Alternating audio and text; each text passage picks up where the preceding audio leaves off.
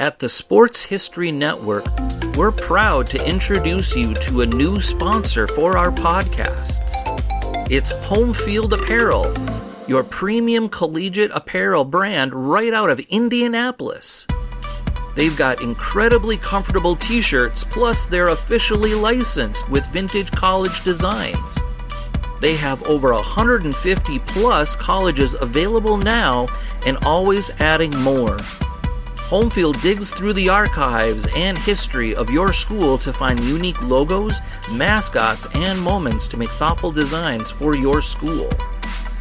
When you shop today, new customers can get a 15% discount off their first purchase using the promo code SPORTSHISTORY at checkout. You can learn more at homefieldapparel.com. Our guest in this episode is author and historian Matthew DiBiase, and he joins us in the Pigpen to discuss his latest creation on pro football's best sideline bosses, titled Lords of the Gridiron 2, Pro Football's Greatest Coaches. Learn what Matthew has to say and how he determined this great field of 50 in just a moment. This is the Pigskin Daily History Dispatch, a podcast that covers the anniversaries of American football events throughout history on a day-to-day basis. Your host, Darren Hayes, is podcasting from America's North Shore to bring you the memories of the gridiron one day at a time.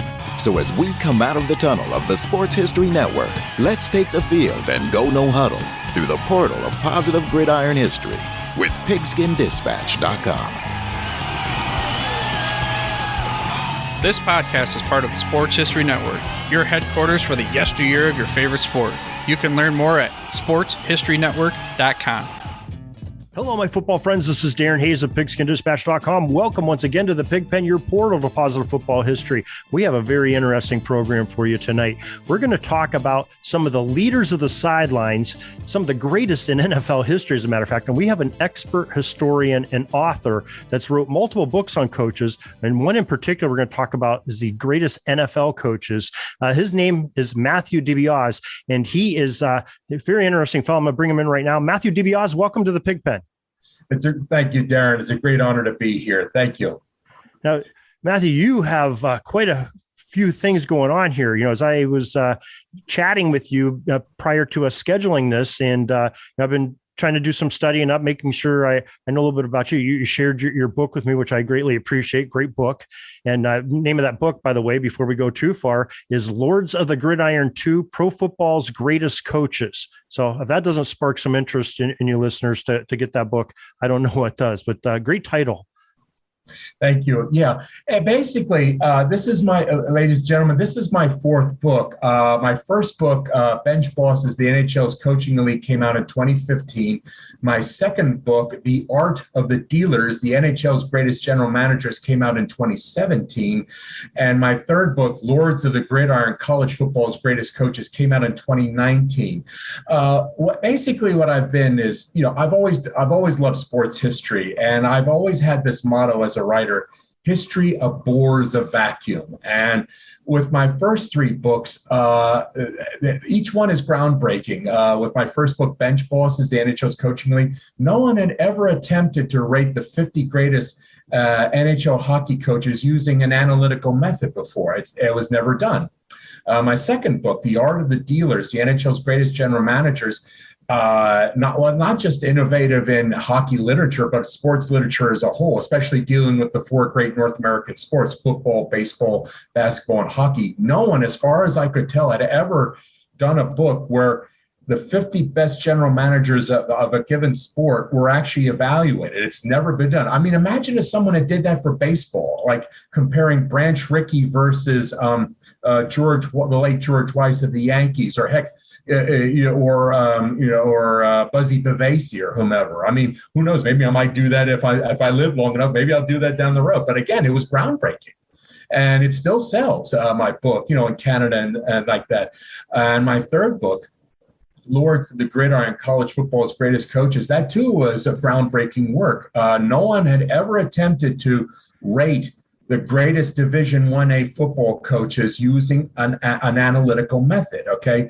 Beyond a method based on hard, verifiable numbers, based on winning percentages, how many major bowl games you win, how many minor bowl games you win, and also a plus-minus system where if you had a losing season, you lose some points. If you lose a major bowl game, you lose some points there. If you lose a minor bowl game, you lose some points there. I mean, it's all three of my previous works were working on a plus-minus system. And again, what was so groundbreaking about that is that unlike Bill James or Sean Lehman, who kind of inspired me to go on the route I've been taking, they never calculated negative values. Their rating systems only focused on positive values. But my innovation was, if you can quantify success, you can also measure and quantify failure. How many times you finished in last place? How many times you had a losing season? How bad of a losing season? I mean, if your winning percentage was only 48.5, you only lose maybe a point here. If you fail to make the playoffs, you lose like 1 or 2 points there. But if you had like a season where like you're like 1-15, you're going to lose a lot of points. Okay, so it really balances it out. My systems are always symmetrical. It's perfectly counterbalanced. And, you know, if you can win, with my current book, Lords of the Gridiron 2, Pro Football's Greatest Coaches, you actually lose points for losing a championship game. I mean, that was a little innovation there. I mean, when I was doing the early preliminary researches, I wasn't doing that. But when I was looking at the final figures, no, it wasn't looking right. And I was struggling. I was wondering what the heck to do. And then I remember what I did with my third book, you know, Lords of Gridiron, College Football's Greatest Coaches, where I deducted points every time you lost a minor bowl game. I took away 12 points. And if I lost a major bowl game, you take away 14 points. I thought, why not apply that to the pros? Why not? Okay, every time you lose the championship game, either the Super Bowl or the pre-Super Bowl era championship game, take away points. In other words, winning the big one is the ultimate prize. Losing the big one can also be the biggest penalty there too, because literally it separates who were the great champions from those who couldn't win the big one. That's like a Bud Grant. He lost 4 Super Bowls. That's why I don't even have him within the top 20. If you read my book there, Tom Landry, you know, people might be surprised. I don't have him in the top 5. You want to know why? He lost 3 Super Bowls, and then he lost 7 NFC Conference Championship games, which means 7 times he was 1 win away of getting a ticket to the Super Bowl, yet he failed to do that. So that's a lot of unrealized points. So that's like 10 big ones he failed there. So I figured that had to weigh against him, and that's why I don't have Tom Landry in the top 5 there. But those people who are in the top 5, they won the big ones, and they won more big ones than anybody else. I mean, Belichick, Vince Lombardi, Hallis, hey, they won their big ones. I mean, that's got to count for something. Hey, when it comes down to the ultimate test, who succeeded when it comes to the ultimate test? I mean, isn't that the ultimate measurement of greatness? Absolutely. I love it. I love the concept. And I've dabbled myself in, we do a lot with jersey numbers here in Pigskin Dispatch, our sister website, Jersey Dispatch. We take the greatest players at each player number. We did it for every number in the NFL. We've done it baseball, hockey, working on basketball right now. And it's very interesting. I use a similar thing. I don't have so much of the negatives. So it's interesting that you did that. So I can appreciate what you're doing. And it's really a labor of love. But before we get too much more into the book, we'd like to learn a little bit more about you, Matthew. What sparked your interest? You love the numbers, you love the sports. How does that all work? How did you come about that in your life? Well, okay, I was born and raised in southern New Jersey. So basically, even though I live in Northeast Philadelphia right now, most of my life I was living in South Jersey, and I still got the South Jersey. And Darren, if I ever won the lottery, I'm moving back to South Jersey in a heartbeat. Okay, you just can't take the South Jersey out of a guy. Okay, I grew up in Jersey. And even though I was never the athletic type, I couldn't play it. But guess what? Like at the age of 10, I could recite all the World Series winners from 1903 to 1973. I mean, as a kid, the history thing, the stats, the numbers, who did what, who won what in what year, I could retain that stuff. And I could always retain that stuff. I always had the sports trivia. I always had the sports trivia bug in me. I could do those things. I could recite who won the bowl games, who won the Super Bowl this, who won the NBA title that, and in the NHL and all that. So I always had the sports history bug in me. And And I started writing when I was at the age of 17. First, I was just writing poetry, song lyrics, and stuff like that. And when I was in grad school and college, I was an op-ed columnist for my student newspaper. So I was getting the writing bug in me. I was really, polishing and honing my craft. In the 90s, once in a while, I would send like little contributing op-ed pieces to a local newspaper, not a major one. It was just the Camden Courier-Post, but they would publish the stuff. So I was getting better at it. I was honing my skills. And then in the mid 2000s, I started working on this hockey book project. It was supposed to be an oral history of the NHL's original 6 era from 42 to 67. There were only 6 teams and all that. And I was interviewing famous hockey players, but somehow that book, it never came off the ground. But what I did was I took some of that interview material and I used it for which eventually became my first book, Bench Bosses, the NHL's Coaching Elite.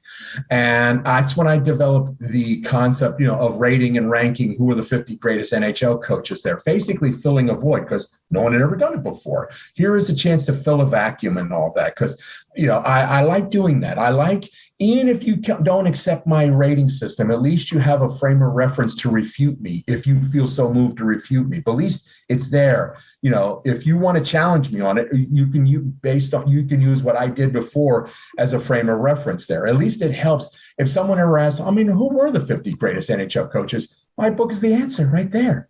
And there's your answer. If you want to get into it, there it is. And if you think you can build a better boat, go ahead and go for it. But at least you've got my work as a precedent to build upon. That's the historian in me because when I'm not writing books, I work for the National Archives at Philadelphia. I am a professional archivist. Okay, actually, my job title is archive specialist, but I am a professional historian.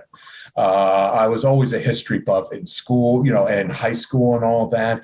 College, those were my college degrees. My bachelor's and my master's were in history, and I wanted to work in a museum setting, in an archival setting. I never wanted to teach. I didn't have it in me to teach. Okay, Darren? Yeah. Well, hey, that's a great combination when you have the history factor going for you and the sports knowledge. I love it. That's perfect for somebody that's writing books like you are. And where does the statistical thing come from? I was going to think maybe you were like a mathematician or something, or an engineer, seeing all the numbers.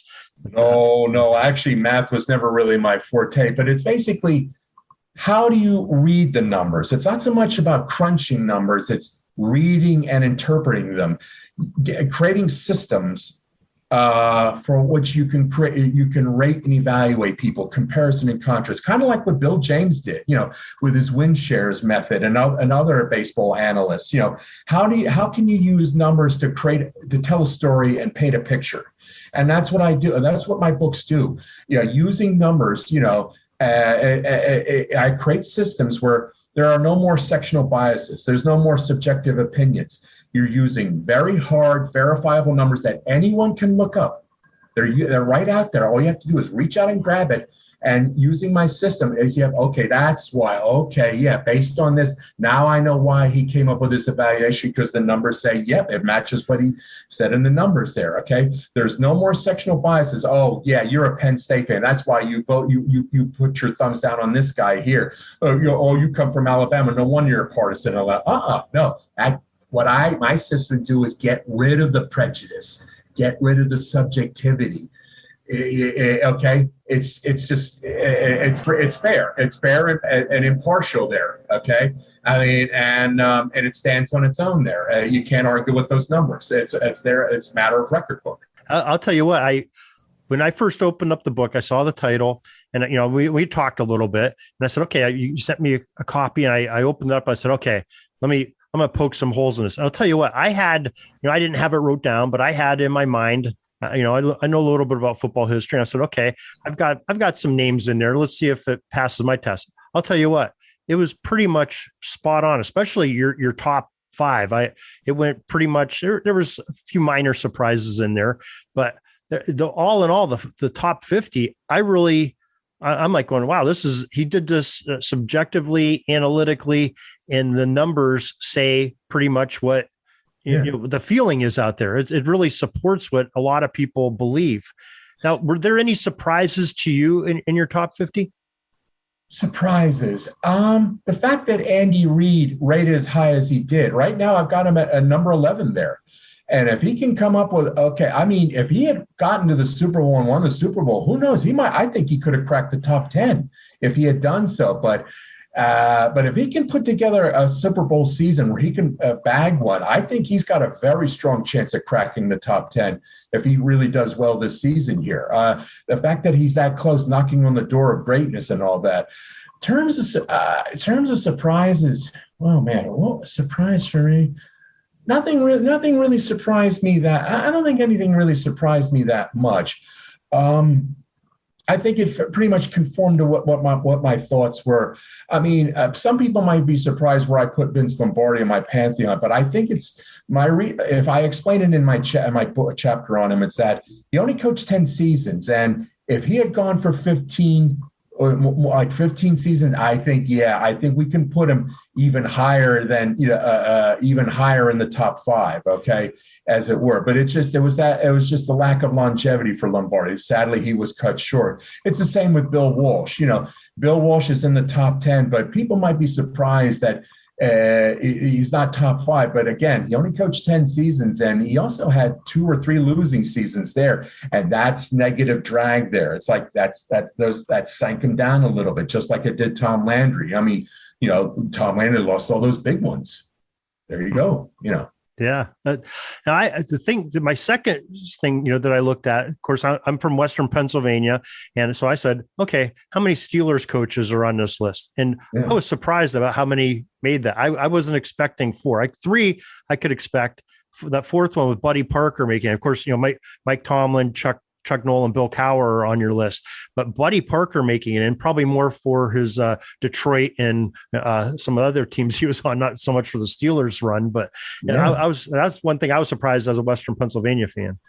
The thing is, though, Parker, this is a strange thing. He's not in the Pro Football Hall of Fame, Buddy Parker. He's the only coach who won back-to-back NFL championships in the pre-Super Bowl era who is not in the Pro Football Hall of Fame. And that's a question I ask in that chapter. Why?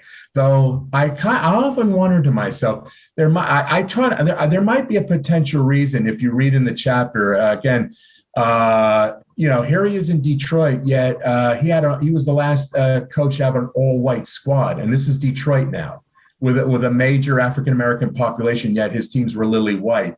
And he had a problem with African-American players. I mean, I kind of discussed that, not in any super great depth, but he had a problem. It existed. And I often wonder if that might be a residual reason that prevents him from being elected in the Pro Football Hall of Fame today, considering we're now in a PC era. I'm kind of wondering as such, That's quite possible. I'm just speculation, but you kind of wonder as such. But hey, he in the 50s, he was the second greatest NFL coach after Paul Brown, and the only guy ever to beat Paul Brown twice in championship game competition.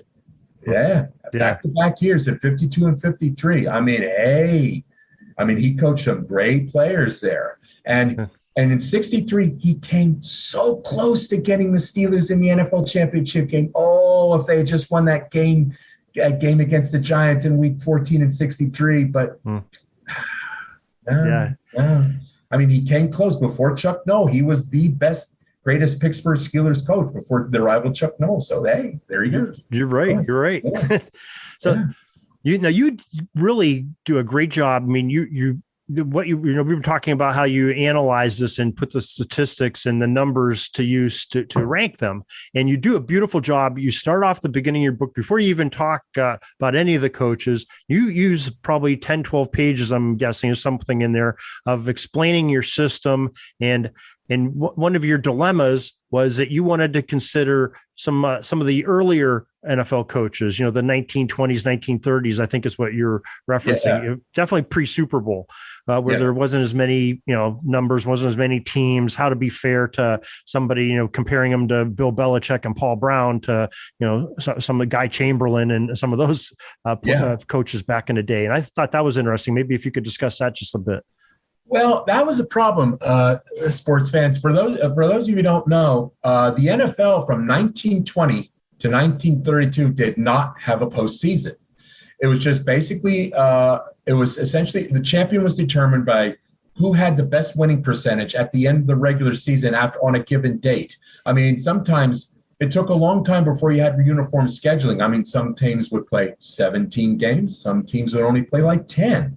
It was very irregular. And it was kind of the NFL in those early years from 20 to 32 was kind of like a lot of loose bricks without any real mortar and organization.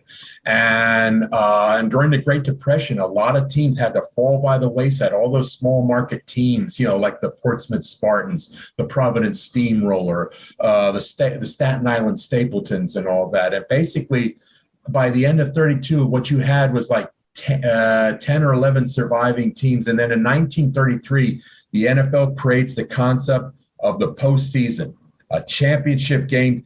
The league is split into 2 divisions, 5 teams each, and the winners of each division will meet in a championship game. And that really led to the growth of the NFL there.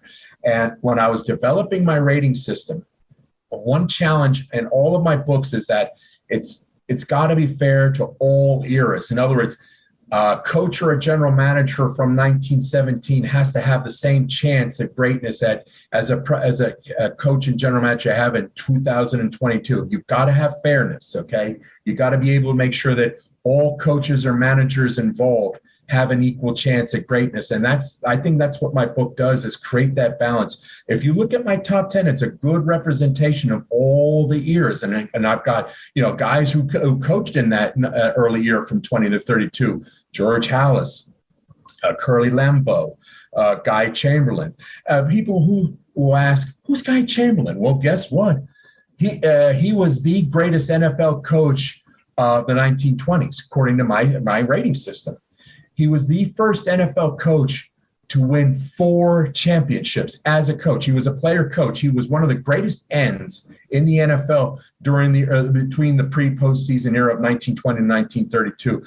He was a teammate of George Halas when the Decatur Staleys won the 1921 NFL title. And then he left the Decatur Staleys and went and played for the Canton Bulldogs and then the Cleveland Bulldogs and later the Frankfurt Yellow Jackets. And he won. He won not only back-to-back titles, he won 3 straight titles from 22 to 24. Then he won in 1926 with the Frankfurt Yellow Jackets. I mean, the guy was a superb end. I mean, he not only is a pass catcher, but this guy could do end arounds. And also that back in those days, they played both ways. That guy was great at blocking field goals and kicks. One of the reasons why the Frankfurt Yellow Jackets won the NFL title in 1926 is in a key regular season game. He blocked a kick and made sure the opposing team, I forget, it was the Pottsville Maroons or was it some other team, it was a must-win game. They couldn't win that game. And that's what clinched it for the Frankfurt Yellow Jackets there. I mean, and I tell his story. I mean, he came out of Nebraska, one of the finest college football players out of the University of Nebraska, still revered there. And he was a great legend in the early NFL there, and he's in the Pro Football Hall of Fame. I saw his bust when I visited Canton last May there. It was just there he was there. He was one of the founding fathers in the NFL, along with George Halas and Curly Lambeau. Yeah, most definitely. I thought that was superb. That especially like you said, your top 10 represents just about every era of football. There's at least a couple representatives in there from the 20s to the 60s, the 70s, the 50s to present day. It's great. There's a lot of coaches that I've witnessed and you've witnessed coaching, and many that were long before we were a twinkle in our parents' eye. That's for sure. Yeah, absolutely. So one of the next things I looked at when I looked at your list of 50, I said, okay, I'm going to play a little bit devil's advocate here. I'm noticing a trend. I'm seeing a lot of Super Bowl winning coaches, So, and I counted it up. I think you have 35 Super Bowl winning coaches in there. So I said, okay, maybe that's an automatic bid to Super Bowl. Well, it wasn't. As I went through, I found five Super Bowl winning coaches that are not on the list. And I think that probably goes into your negativity factor that you have into your equation. Takes them off. Because there's like Don McCafferty with the Colts and Super Bowl 5s on there. Dick Vermeil was one I was a little bit surprised not on there. Barry Switzer with the Cowboys in Super Bowl 30, Gary Kubiak in Super Bowl 50, and Doug Peterson with the Eagles in 52. I didn't see him. Yeah. I'll explain. Well, McCafferty, one of my criteria is you had to coach a minimum of 5 seasons in the AFL. McCafferty didn't make it. He only coached 4 seasons, if I recall correctly. I think you're right. He wasn't eligible. Now, in the case of Barry Switzer, only coached 4 seasons, not 5, only 4. Hence, he's not eligible. Now, people were asking, okay, why 5? Why not 4? When I was working with my method and tinkering with it, I was doing calculations, and I discovered, actually, this is true for all 4 major North American sports: football, baseball, basketball, and hockey. You know what the average coaching season is? 5 seasons. And for 2 of my categories, which I call the BQ category and the B5 category, the BQ category measures your best 5 consecutive seasons. When Chuck Noll did that great run from 72 to 80, that's his BQ was within that 8-year range there. Vince Lombardi winning 3 straight NFL championships, from 65 to 67, as part of that too. Your most dominant run as a coach there. And in the case of Dick Vermeil, thing is, he won that Super Bowl with the Rams there, and he also had that Super Bowl appearance with the Eagles. But remember, he lost that thing to the Eagles, and also his first couple seasons with the Eagles, he had losing seasons. I mean, one year he was like 4-10, and that serves as negative drag. And then when he came back to coaching with the Chiefs, with the Rams, he had some losing seasons. He was rebuilding. It was slow. So that serves as negative drag. Actually, you know what his big mistake was? Quitting after he won that Super Bowl with the Rams. He even said so. He said, I should not have quit. I should have stayed. And guess what? If he had stayed and gotten the same results as his successor, Mike Martz, had gotten, guess what? Dick Vermeil would be in the top 50. But he didn't do it. And then he came back with the Chiefs, and he had some losing seasons with the Chiefs, and that drags him down. It really did. It serves as drag. That's why Dick Vermeil, he says he was always taking on rebuilding projects, and that's a risk. That can, those losing seasons where you're rebuilding, you're trying to put the pieces back together, that can serve as negative drag. That's why I look at Bill Parcells. I had Bill Parcells. Some people already be surprised where I rank Bill Parcells on my all-time list. I don't have him in the top 15. But you want to know why? Because Parcells was always doing rebuilding projects. And even though he won 2 Super Bowls with the Giants, after he won that first Super Bowl, he had a losing season. And I think he had a last place finish there. I mean, that really damaged him, and especially in terms of his BQ rating there, his best 5 consecutive seasons. It really damaged him. I had 20 coaches who ranked better in that category, your best 5 consecutive seasons, than Bill Parcells. So that really serves as drag there. And also another thing about Parcells is that, he would have a real great super season, but then the following year, there'd be drop-off. He never could sustain it like Lombardi could sustain it, or Belichick can sustain it, or even Andy Reid had better regular season performances than Parcells. At least in the regular season, Andy Reid could always sustain it. His problem was his playoff performances. I mean, for a long time, he lost that Super Bowl with the Eagles, and then he had that drought where he couldn't get back. And then finally with the Chiefs, he, bang, bang, he had the real great run together. That really helped him out enormously. And that's why he ranks 11th, ahead of Parcells, according to my calculations there. So it's always that thing. My system is consistency, maintaining excellence, constantly keeping your teams on a high plane, no peaks and valleys. I mean, my definition of greatness is like Belichick. He's always on that super high plane. Even when he's not winning championships, he's still in the hunt. That's my definition of greatness. Absolutely. I mean, some of the things you said, I love the 5-year minimum. I think that's brilliant. I think that's a great number. And I love the way that your tool has taken and ranked these people, because like you said, okay, so Vermeil's not in it, but he had those peaks and valleys, and you have, you have coaches that are a little bit more consistent, that never won a championship, Marv Levy, at least in the NFL, Marv Levy, Bud Grant, didn't win a Super Bowl, didn't win championship game. So but they're still on that list. And and you have guys like Marty Schottenheimer, never made it to the big dance, and he made it, but he was consistent, and he took teams and elevated them by his coaching style from kind of mediocre or disgraceful to championship caliber. Just couldn't win the big one. So I think it's brilliant, and I'm glad that they get recognized that way. I thought your list was excellent. It's interesting you mentioned Marty Schottenheimer. I don't talk about this in my latest book, Lords of the Gridiron 2.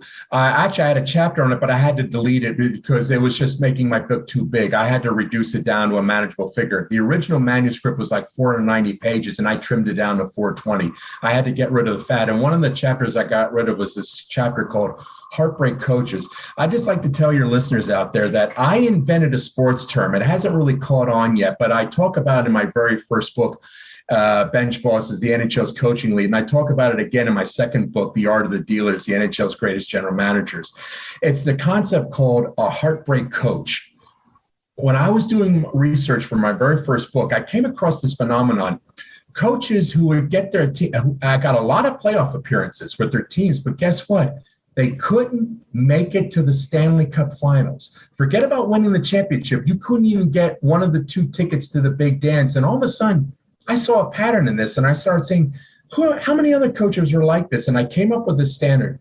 The term heartbreak coach is this: to be a heartbreak coach at any of the sports, it could be hockey, it could be basketball, it could be baseball or football, because you can apply to all 4 sports. If you have a minimum of 5 playoff appearances without ever reaching the championship finals, whether it be like winning the pennant in baseball or making the Stanley Cup Finals in hockey or reaching the NBA Finals or the Super Bowl in football.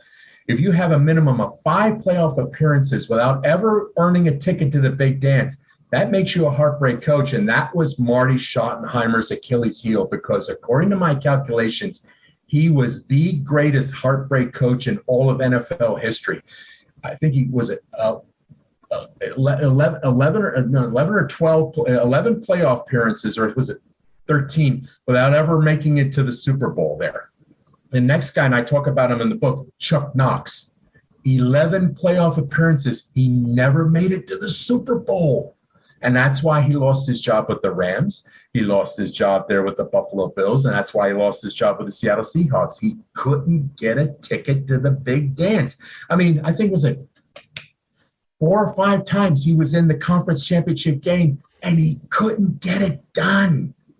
And there are other NFL coaches. Don't laugh. Tony Dungy was a heartbreak coach until finally he made it to the Super Bowl.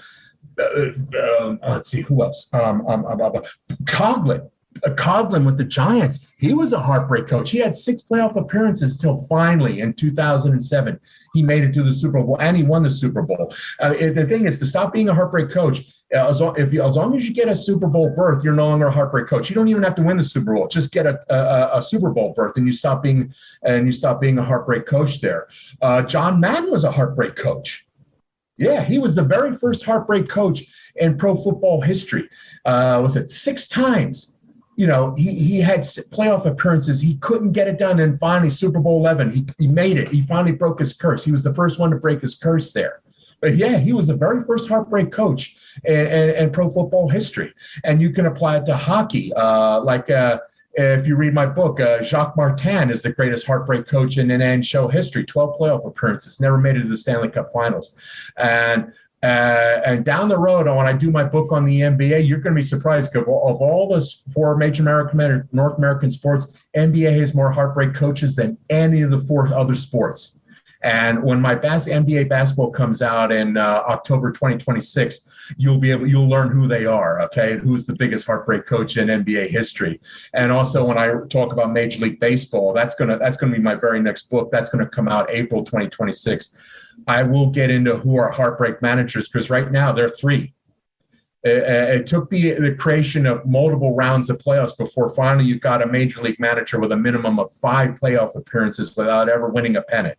There are 3 right now who qualify for that, and 2 of them are active right now. Bob Melvin with the San Diego Padres and Buck Showalter with the Mets. Oh, okay. Yeah. I was expecting maybe a Jim Leland in there. No. Remember, he's made it to the World Series. That's true. He won in '97 too, but he's had World Series appearances. So no, he's not a heartbreaker. That's true. I'm thinking more from a Pirate standpoint, but you're right with the Tigers. You're right. He did. Also, he did it with the Marlins. '97, he won with the Marlins. That's right. Yeah. You're absolutely right. Yeah. But that's a phenomenon. I'm hoping one day it'll catch on and broadcasters will mention it, but it does exist. It is a phenomenon. Like why certain coaches lose their jobs because they can't even get a ticket to the big dance. That's a factor with some of their firings and all that. Yeah. Well, I'm glad that you recognize some of those what you call the heartbreak coaches. It's a good term for them. I'll have to start using that. We'll get your term working here. So it's some of the interaction that you have, not the interaction, the descriptions that you have are just so wonderfully done. You go through each coach, all 50 of them. You have a page or two or maybe three on describing their career and some of their rankings, their records, and things like that, and some of the reasons why they're ranked where they are and that they're in the top 50. I thought that was excellent. That's a great little walk down memory lane to remember these guys by. But one thing I found interesting what you did is you gave us the goodies early. A lot of times for rankings, it'll be a countdown. You'll start at 50 and work your way back. And you got to get to the back of the book to find out who's number one. You give us the goodies right off the bat. And I kind of appreciate it. I was like, wow, that's kind of refreshing. It's kind of nice to know who's the top dog right out of the gate. Was there any, thought into that? Or is that, I'm sure you had a reason for that. I find it really interesting. Oh, I've always done that. If you look at all four of my books, I just started at the top and just worked my way down the thing. I mean, some people will do it. They'll do it in reverse. I probably could. I don't know. It's just dealer's choice. I figure sooner or later, you're going to figure it out anyway.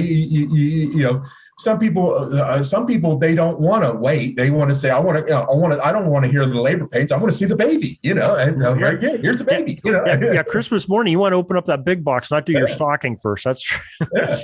So I thought that was great. Yeah. Tell us a little bit about your podcast, the Packaged Tourist Show. If you could tell us a little bit about the concept and what that's about. Well, I did not do radio when I was in college. I mean, don't laugh. My older brother, Chris, he actually did radio in college, but it's not like it translated to me.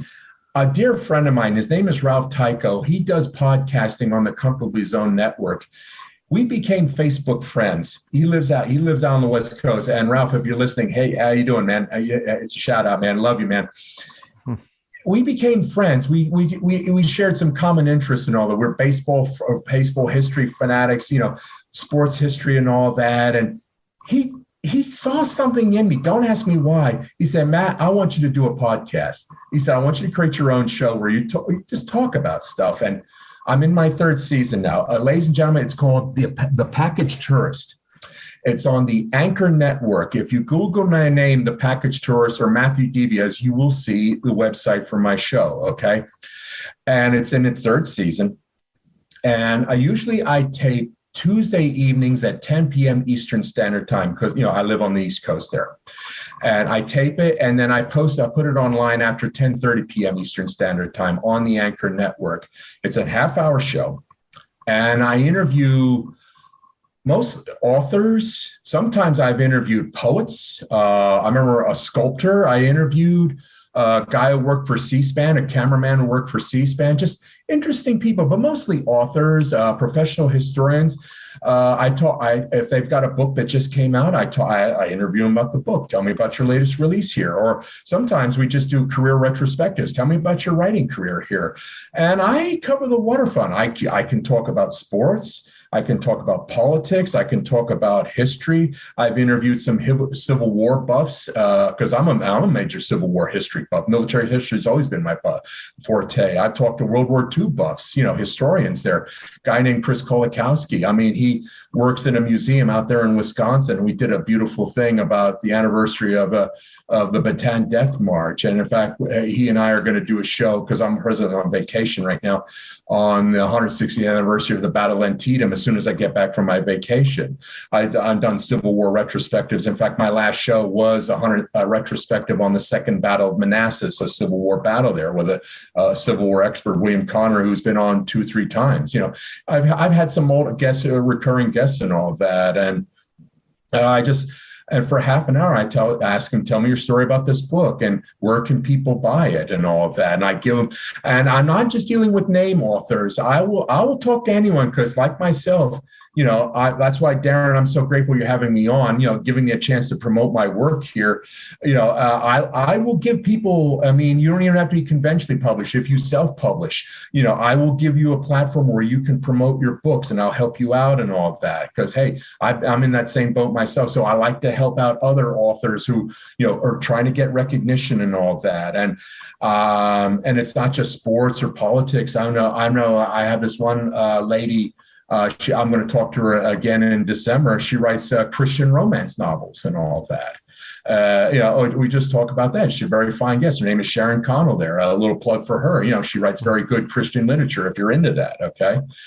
So I reach out to people, and I'm in my third season now. I'm amazed I've gone so long. It's so amazing. That's excellent. Congratulations. I know how that is. I'm in my third season too, and I know how much work that is. That's great. And yeah. So why don't you, as long as we got you segued us right into this, why don't you go ahead? Let's give the title of your book again and where folks can get it. Okay. My latest release is Lords of the Gridiron 2, Pro Football's Greatest Coaches. It is up at Amazon. You can't find it in stores. You must buy it online at Amazon. I go type in my name, Matthew DiBiase, MattheW. Last name, capital DiBiase, type it in and you'll see all 4 of my books there. Bench Bosses, the NHL's Coaching Elite, The Art of the Dealers, the NHL's Greatest General Managers, Lords of the Gridiron, College Football's Greatest Coaches, and Lords of the Gridiron 2, Pro Football's Greatest Coaches. And in the years to come, I'll be coming out with more books, because you'll be seeing my baseball book in April 2026 and an NBA basketball book in October 2026. And if I keep living, I like to take on college basketball. I've got ideas for maybe doing like the great tennis players. We just saw the departure of Serena Williams there. I'm interested in that. I'm working on a system of dealing with the greatest golfers of all time. So if I can live to the 2030s, there will be no lack of future book titles from yours truly here. Well, excellent. We appreciate you coming on here. We appreciate you doing this work and sharing, your list of the greatest coaches. Folks, make sure you get this. If you are in a commute or you're driving, can't write down the information that Matthew just gave us, we have it in the show notes of this podcast. We'll get you linked up to right where he is in Amazon. So you can find his stuff there. Also, we'll have it on Pigskin Dispatch with the accompanying article with Matthew's discussion here on his book. So, Matthew, do you have any social media or anything you want to share before we let you go? I have a Facebook page. I have a personal Facebook page. I also have a professional Facebook page. Also 3 Facebook pages dealing with my first 3 books. My 2 hockey books, my football book here. Also, I administrate a webpage called College Football History and Literature Appreciation Society, where we talk about college football history and college football literature there. Any books out on college football and all that. I'm a member of the Professional Football Researchers Association. I'm probably going to join SABR, the Society of American Baseball Researchers, when I work on my baseball book there. But again, I'm up on Facebook there. I'm also on LinkedIn. If you want to appear on my podcast, reach out to me either on Facebook or on LinkedIn, and I've got vacancies for next year. I love to have guests on. If you've got a book you want to promote, or you want to talk about your writing career, reach out to me. I want you on my show, please. All right. Well, Matthew DiBiase, author, historian, a great preserver of football history and all sports history. We appreciate you, sir, and we appreciate your time and your story. So thank you for joining us here in the Pigpen. Thank you, and God bless you, Darren. Peeking up at the clock, the time's running down. We're going to go into victory formation, take a knee, and let this baby run out. Thanks for joining us. We'll see you back tomorrow for the next podcast. We invite you to check out our website, pigskindispatch.com, not only to see the daily football history, but to experience positive football with our many articles on the good people of the game, as well as our own football comic strip, Cleat Marks Comics. Pigskindispatch.com is also on social media outlets, Facebook, Twitter, Instagram, and don't forget the Pigskin Dispatch YouTube channel to get all of your positive football news and history. A special thanks to the talents of Mike and Jean Monroe, as well as Jason Neff for letting us use their music during our podcast. This podcast is part of the Sports History Network, your headquarters for the yesteryear of your favorite sport. You can learn more at sportshistorynetwork.com.